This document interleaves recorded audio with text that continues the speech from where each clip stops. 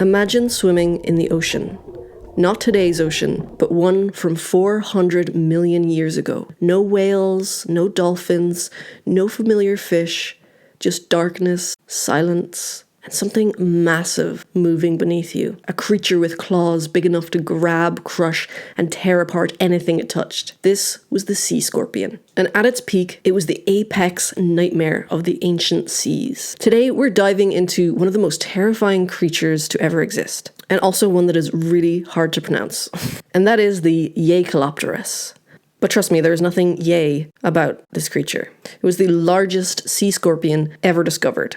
The Paleozoic ocean was not the balanced, familiar system we imagine when we think of the sea today. It was unstable, constantly shifting, and filled with life that felt more like experiments than finished designs. Ecosystems hadn't settled into predictable patterns yet. Predators and prey were still being defined, and entire groups of organisms would appear, dominate, and vanish within relatively short spans of geological time. The water itself, often murky and low in visibility, hid creatures that didn't resemble anything we would comfortably recognize now. It was a world still in process of becoming, rather than one that had already decided what it was. In this environment, evolution wasn't refining a stable system. It was testing possibilities. Body plans were exaggerated, unfamiliar, and sometimes extreme. Armored shells, sprawling limbs, unusual sensory adaptations. There was no clear best design, only what happened to work in that moment. Creatures like early fish and arthropods coexisted without a rigid structure placing one clearly above the other.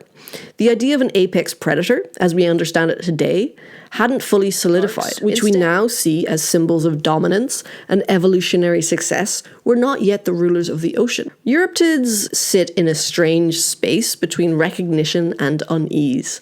On paper, they are not entirely foreign.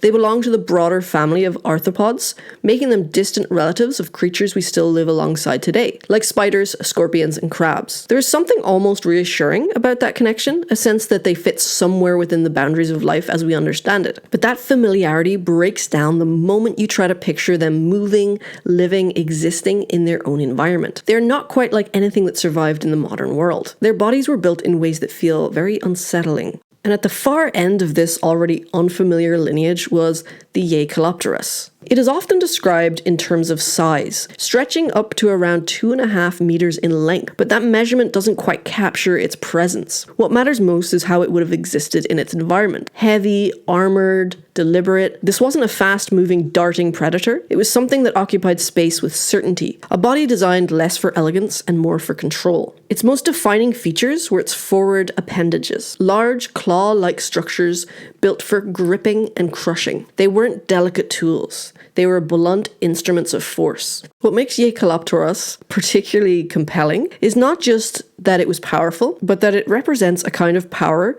we don't typically associate with dominance today. Modern apex predators tend to be fast, flexible, and highly responsive. The Jaekelopterus, by contrast, didn't need to outmaneuver everything in its environment. It only needed to be in the right place at the right time, with the ability to overpower whatever it encountered. In that sense, it reflects a very different model of survival, one where strength wasn't about speed or intelligence alone, but about creating a moment where nothing else mattered except brute force. It likely spent much of its time in shallow waters, estuaries, coastal regions, or river systems, where visibility was low and the seafloor offered cover. Rather than constantly swimming, it probably altered between slow movement along the bottom and short bursts of propulsion through the water. Its body wasn't built for enduring chasing. It was built for positioning, waiting, being in the right place before anything else even knew it was in danger.